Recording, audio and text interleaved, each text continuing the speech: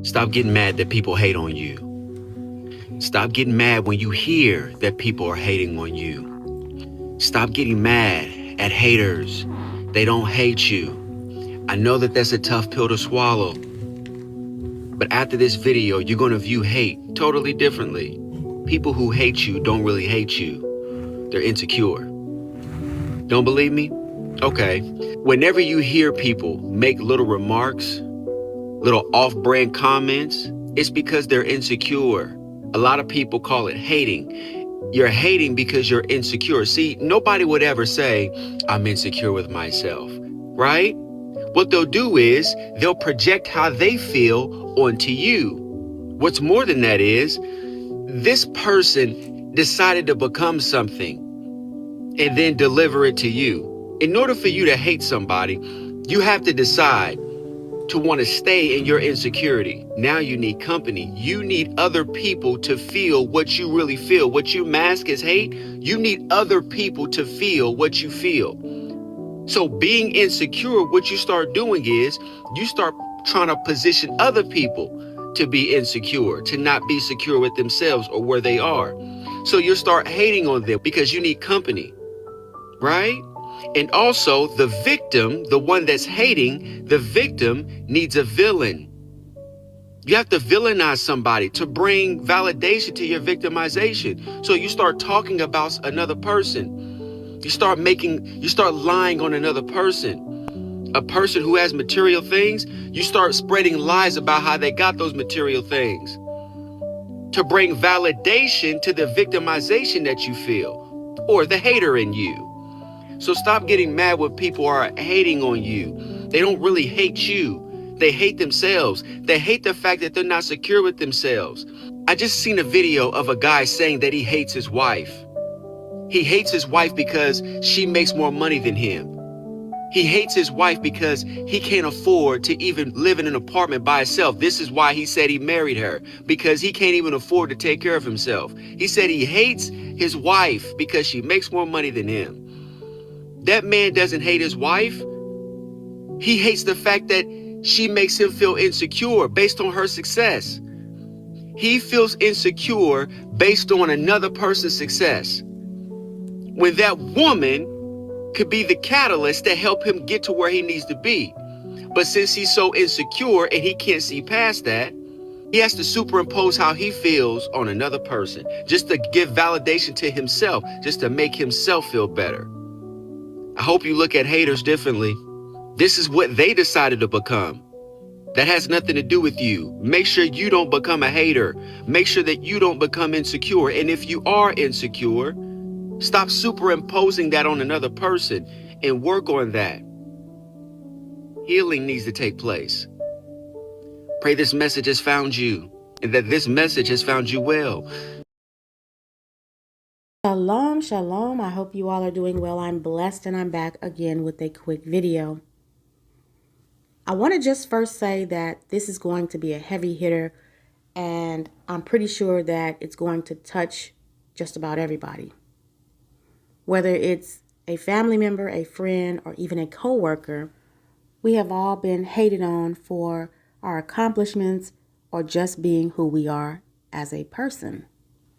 Why do people behave this way? Why does your growth force them to face their own insecurities? Why does it seem like people start to dislike you once you've made accomplishments in your life? Once you've grown, elevated, and leveled up?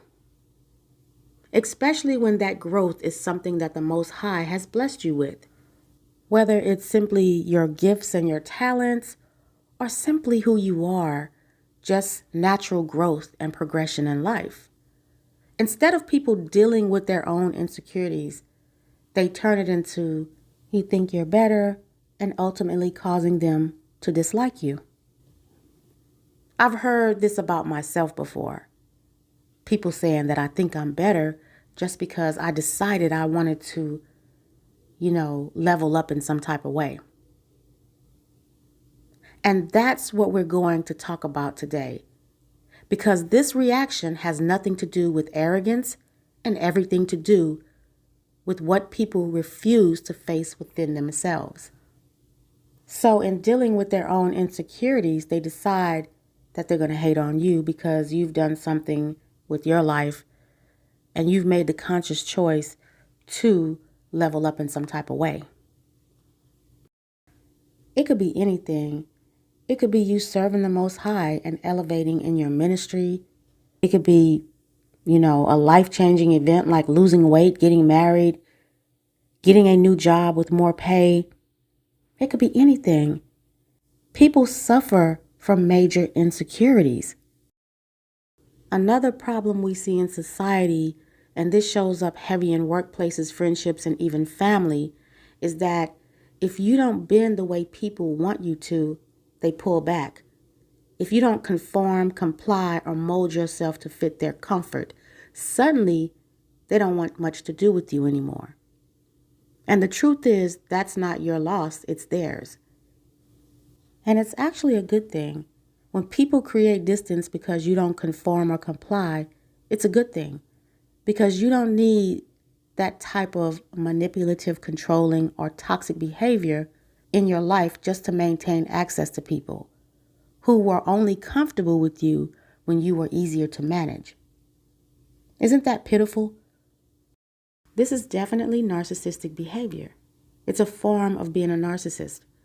It's when people only value you as long as you serve a role that benefits them. The moment you set boundaries, you grow, or you stop bending to their expectations, the relationship shifts. And this is not because you change for the worse, but because you're no longer controllable. Narcissist patterns don't respond well to independence, self-confidence, or authenticity. Why? Because independent self-confidence and authenticity removes control. And people who operate from narcissistic or insecure patterns rely on control to feel safe. When someone is independently confident, they don't need validation, permission, or approval to move forward. And that's threatening to a person whose sense of worth depends on being needed, admired, or obeyed.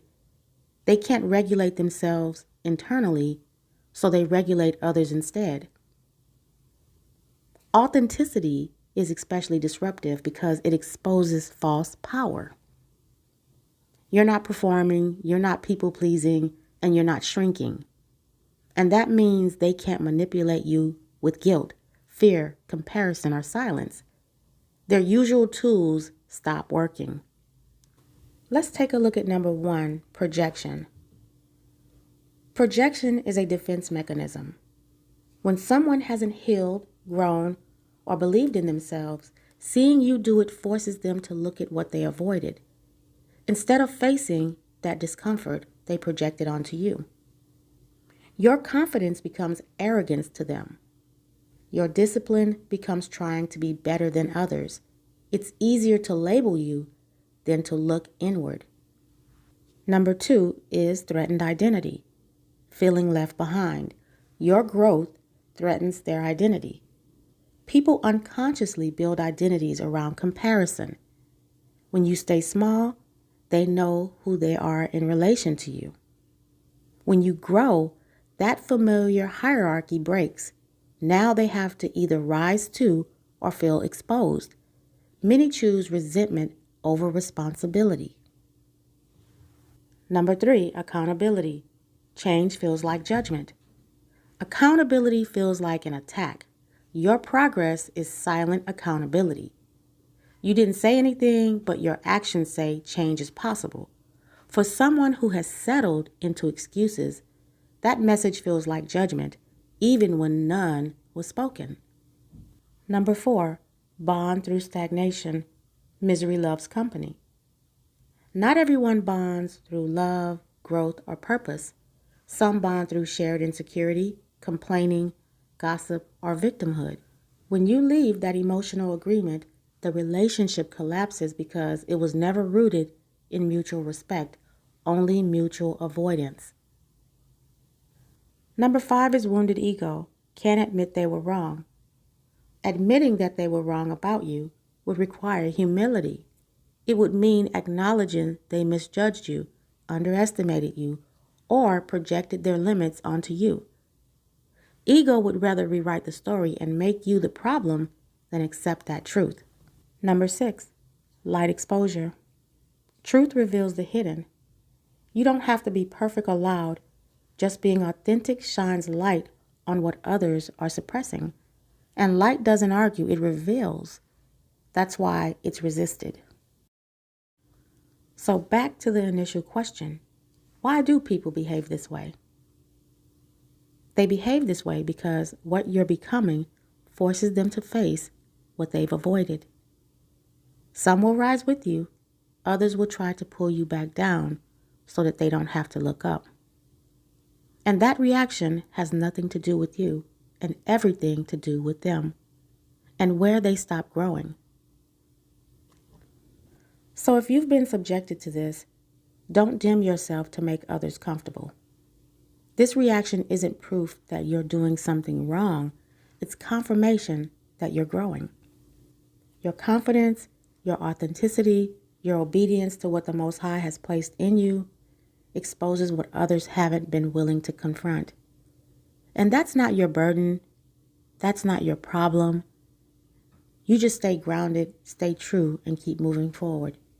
I truly hope that this lesson has helped someone. May the Most High Baruch all deserving. And remember Matthew 24:13, he that endures until the end shall be saved. Until my next video, Shalom. People hate you simply because you had less and still did more. You had no handouts, no shortcuts, and no head start. Just pressure, discipline, and consistency. And that kind of growth makes people uncomfortable. That's not hate. That's just proof that you're different